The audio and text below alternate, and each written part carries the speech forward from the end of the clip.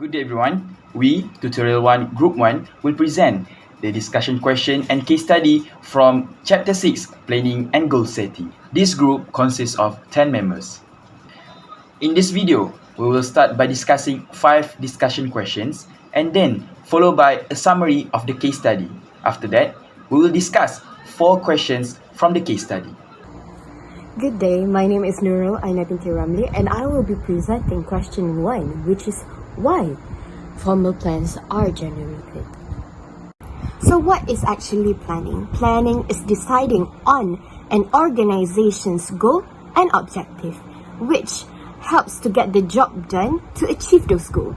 And on the other hand, planning also make a comprehensive plans to coordinate and integrate activities in the organization. In this case, we are going to discuss about formal planning, which defines specific goals to be met in a specific time. Here, I'm going to explain to you 4 reasons why formal plans are generated. So the first one is to coordinate efforts. Plan actually give directions to employees and managers on what to do and when to do their jobs, either in a group or individually. And the second one is to reduce uncertainty. This is because the managers can look ahead for changes and challenges that they might face in the future and prepare a proper solution to overcome these changes and challenges. And the third one will be to reduce clashing of work and reduce wasteful activities to minimize the cost in the organization and maximize the profit. And lastly, planning actually establish goals that helps in controlling later on. Good day to Dr. Kwan and everyone. Now we look to question 6.2, which is discuss why planning is beneficial. So as you know, management consists of planning, organizing, leading and also controlling, where planning is a primary function of management and it is a basis for all other things that the managers do. So now let's look through the question, which is why planning is beneficial. So firstly, in my opinion, planning is beneficial since it helps the management to establish goals and standards, where a very good planning will help the management to come up with a very great goals, and goals is very important for every organization in order for them to achieve fortune in certain period. Other than that, goals will act as the essence for the employees to keep working to achieve the goals, and planning will help the management to allocate resources well that will lead to the optimum utilization of resources. Next, another benefit for planning, it will encourage collaboration among employees as goals or objectives that the organization established was very clear. The employees will begin to coordinate the activities and facilitate their teamwork in order for them to move efficiently towards achieving the organization's goals. Besides, a good planning can minimize the overlapping and wasteful activities. As the employees can interpret the objectives well, they are able to work on the assigned task passionately. So other things like confused workers or unrelated activities to the task are able to be avoided, and at this point the users of a Gantt chart will be a huge help in order to keep the employees on track and no overlapping will happen. Lastly, planning will also help to minimize uncertainty, as uncertainty are able to be predicted, so managers will always look ahead in order to prevent uncertainty from happening in the future. So at this point, managers will start to consider the impact of change and figure out the appropriate responses to overcome the uncertainty that might happen in the future. So that's all for question 6.2. Let's look on question 6.3. Thank you.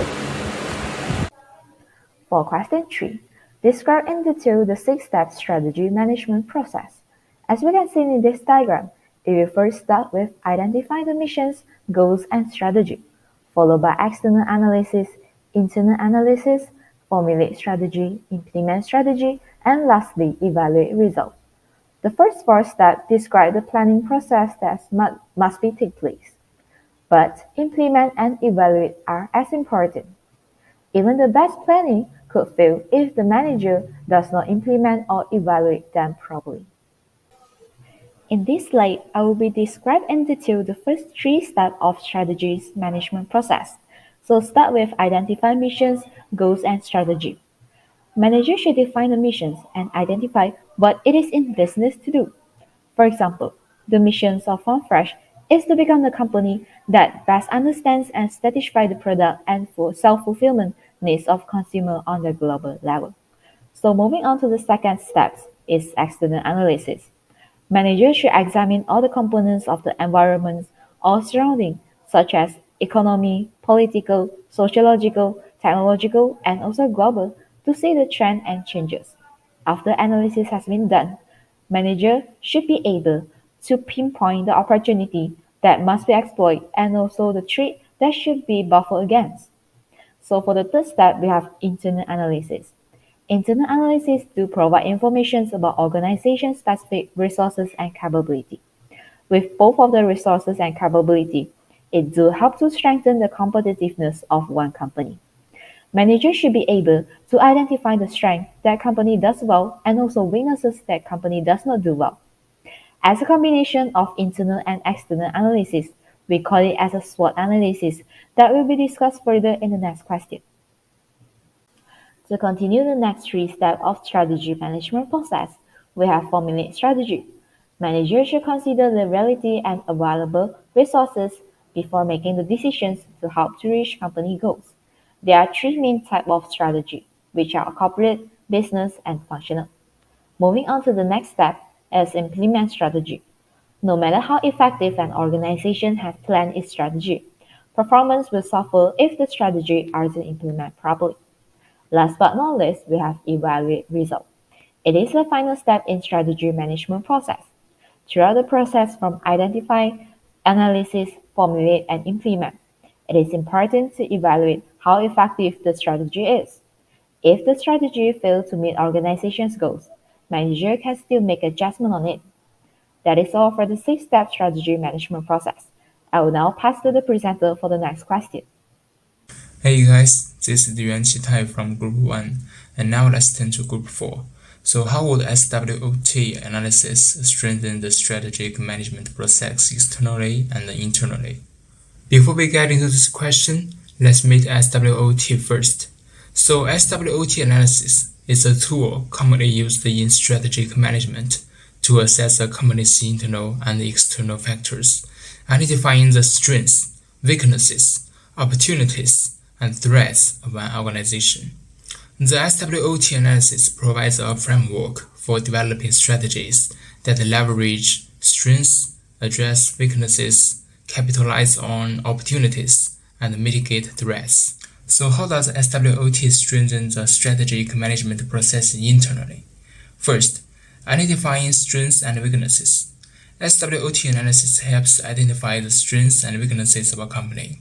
Knowing the internal strengths and weaknesses can help in developing strategies that align with the company's strengths and work towards addressing its weaknesses. Second, focusing on key areas. SWOT analysis helps in focusing on the key areas that need attention. By identifying the company's strengths and weaknesses, it becomes easier to prioritize the areas that require improvement, ensuring that the resources are allocated to the right areas. Third, enhancing decision-making. SWOT analysis enables better decision-making by providing a comprehensive view of the internal factors that influence the company's performance. It helps in making informed decisions that are aligned with the company's goals and objectives. So how does SWOT strengthen the strategic management process externally? First, identifying opportunities and threats. SWOT analysis helps in identifying the external opportunities and threats that the company faces. This information is vital in developing strategies that capitalize on opportunities and mitigate threats. Second, assessing competition. SWOT analysis provides insights into the company's competitive environment. By identifying the strengths and weaknesses of competitors, a company can develop strategies that take advantage of its own strengths while overcoming its weaknesses. Third, improving market position. SWOT analysis helps in improving the company's market position by understanding the external factors that influence the company's performance. It becomes easier to develop strategies that enhance the company's competitive advantage. That's all, guys. Thanks for listening. Hi, my name is Muhammad Daniel bin AMINURRASHID, and moving on to the next question. Organizations that fail to plan are planning to fail. Agree or disagree? Explain your position. So, in my opinion, I strongly agree with the statement organizations that fail to plan are planning to fail. Planning is essential to any successful organization as it provides a roadmap for achieving goals and objectives. Without proper planning, an organization will likely face numerous challenges that can hinder its progress and lead to failure. So, why is planning important in an organization? Firstly, it provides direction. Planning helps an organization set clear goals and objectives, guiding decision making, which provides direction and focus for the entire organization. When goals and objectives are clearly defined, it is easier to determine what actions are necessary to achieve them, and the organization may need help to make progress. Secondly, it anticipates challenges. Planning allows organizations to anticipate potential challenges and risks and develop strategies to address them. With proper planning, an organization may be caught off guard by unexpected challenges and may have the necessary resources or strategies to address them effectively. Okay, so finally, planning will help optimize resource allocation. Planning helps organizations allocate resources effectively and efficiently. This includes determining staff needs, budgeting for expenses, and identifying the tools and technologies required to achieve goals. With proper planning, an organization may save resources on activities that do not contribute to its success or may allocate resources effectively, leading to inefficiencies and missed opportunities. In conclusion, organizations that fail to plan are more likely to encounter challenges that can hinder their progress and lead to failure. Proper planning helps organizations set clear goals, anticipate challenges, and allocate resources effectively, which are critical for long-term success. That's all from me. I will pass to the next presenter. Thank you. Alright, so hello everyone, my name is Adam bin Abdul KITHMAN, and after taking a look at all of the discussion questions earlier and having all of my half of my group members answering all of those discussion questions on planning and goal setting, we can now take a look at one of the case application or case sample relating to planning and goal setting, which is on Primark takes on Burberry and Alexander McQueen. We're going to take a look at how Primark, a readily started and small fashion industry, take on a huge and already established companies such as Burberry and Alexander McQueen. We can take a look at how they use planning and goal setting earlier on to know their target customer and how to reduce their prices so they can compete with one of the biggest fashion industry or fashion companies in the industry. Alright, so before we can further understand how Primark uses planning and goal setting to enrich their business, we must first understand the background or the brief explanation on the background. So it all started with an Irish businessman named Arthur St. John Ryan, who was a businessman and was the founder and chief executive of Primark. Now, Ryan opened the first penny shop on Mary Street. Now, Primark started as a penny shop in Dublin in 1969, which subsequently in 1974, he took the model to Britain under the new name Primark to avoid legal problems with US chain JCPenney. Now, Primark extended its clothing business to countries such as Spain, Netherlands, and Portugal, and even Germany, Belgium, Australia, France, and United States. And in the world, Primark owns 287 stores with nearly 11 million square feet of retail space and more than 54,000 of employees. Now we're going to take a look at how Primark can employ so many employees and why a lot of people want to work with Primark, and how they can open a lot of stores in a very short and ample space of time. So we now know that Primark has employed over 54,000 workers across all of their chains in all over the world. So how does Primark does this? Well, Primark has consistently had more applicants than job available positions.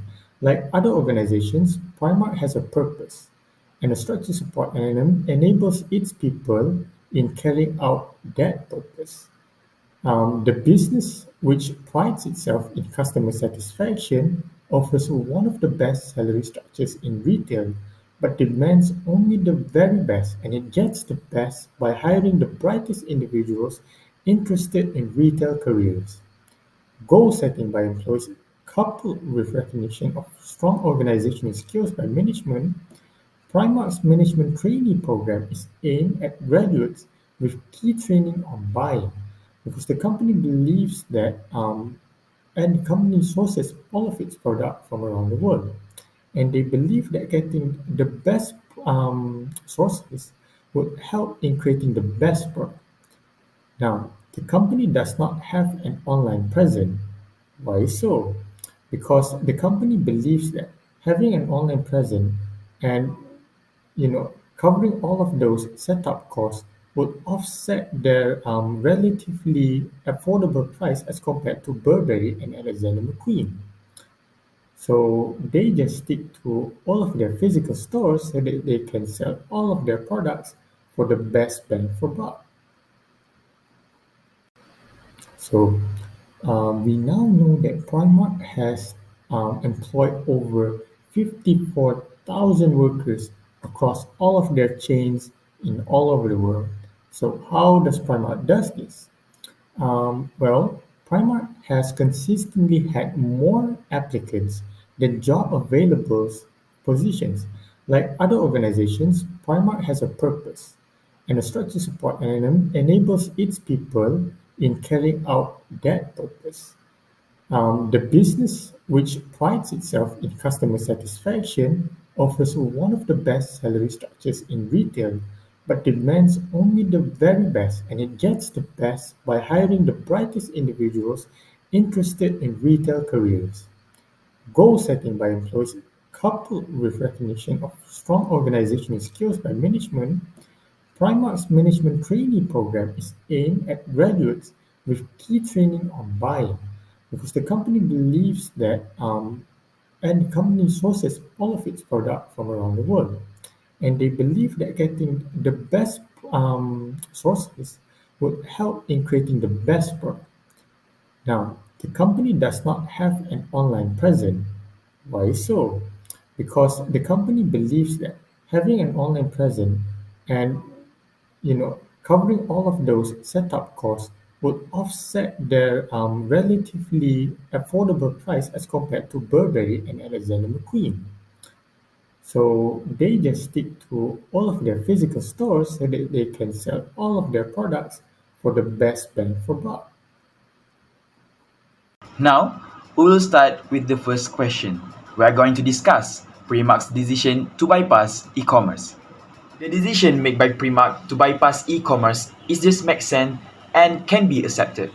Therefore, we will discuss the matter in three perspectives: the risk of losing customers, more labors needed, and focusing more on the losing customers. When Primark choose to have online stores, there will be an increment of costs, such as delivery fee, packaging fee, and sometimes they might need to pay import duties. So, the selling price need to be increased in order to maximize the profit. Because of that, Primark might lose some of their loyal customers due to a higher price. As a result, the sales will be declined. More laborers needed. The company needs to hire more people to operate the website. The companies might need to employ programmers, website developers, and also build a team that in charge for the online stores. This also leads to an increase in costs. Human resource management needs to increase their budget in order to provide a training for them. The training was necessary as an initiative to make sure the employees know their focus more on the physical stores. But investing in the physical stores would be the best choice given that many of its fast fashion clothing products. If the company happen to have online stores, it can create problems with customers returning their online orders. This is the point where more costs involved to complete the return. Primark doesn't necessarily need to be in a hurry to open up an e-commerce site, as it still has room for growth offline. So, based on the answer and slides that has been presented, I believe Primark has made the right choice to bypass e-commerce. In spite of that, Primark also needs to keep up with the technologies, internet and social media to achieve a greater efficiency in order to reach more potential customers and widen their market.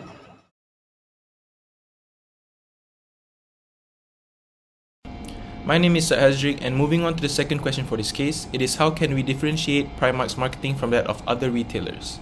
First of all, one of the key differences between Primark and other retailers is the limited use of advertising.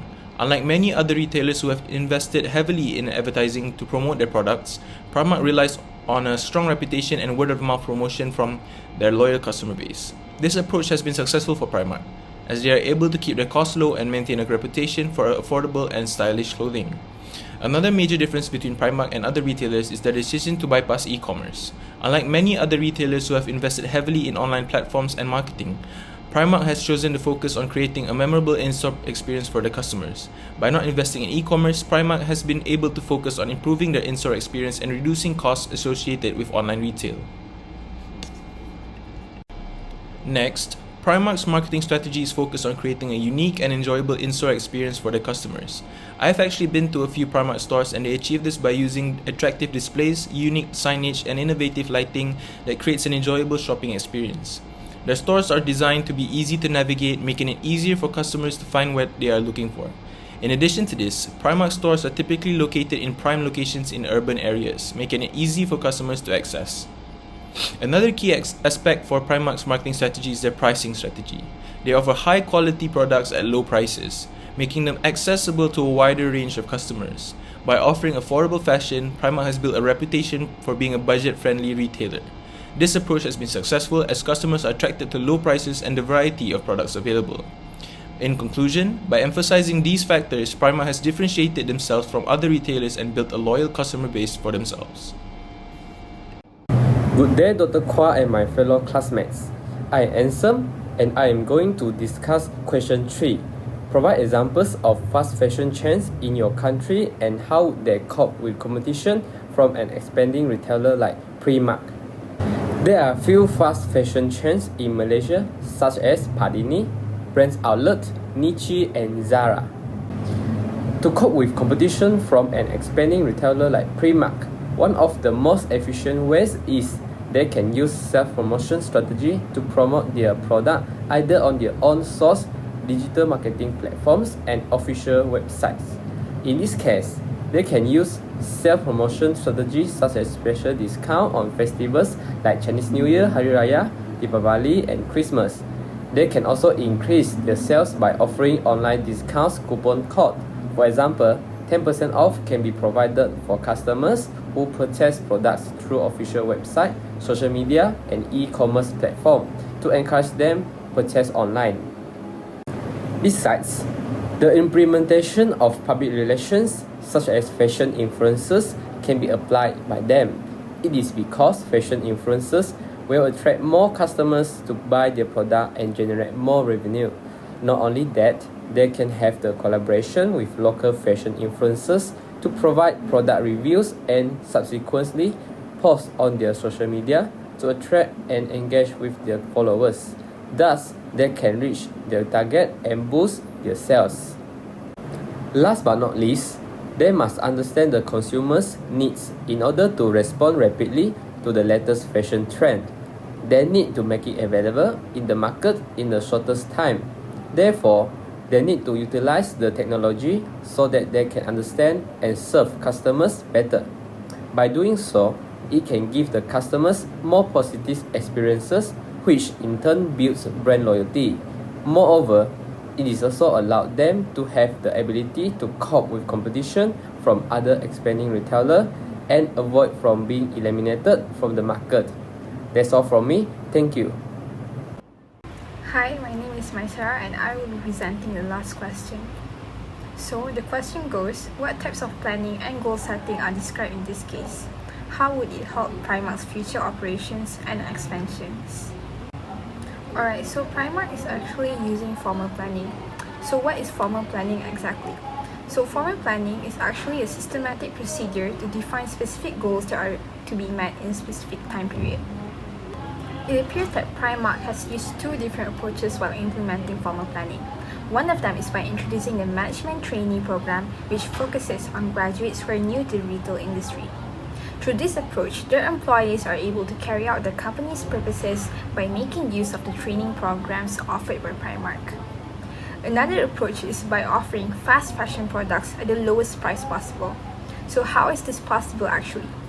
By minimizing their advertising expenses and buying products in bulk, Primark has significantly reduced their costs, which ultimately offers lower prices to its customers and increase their profit margin.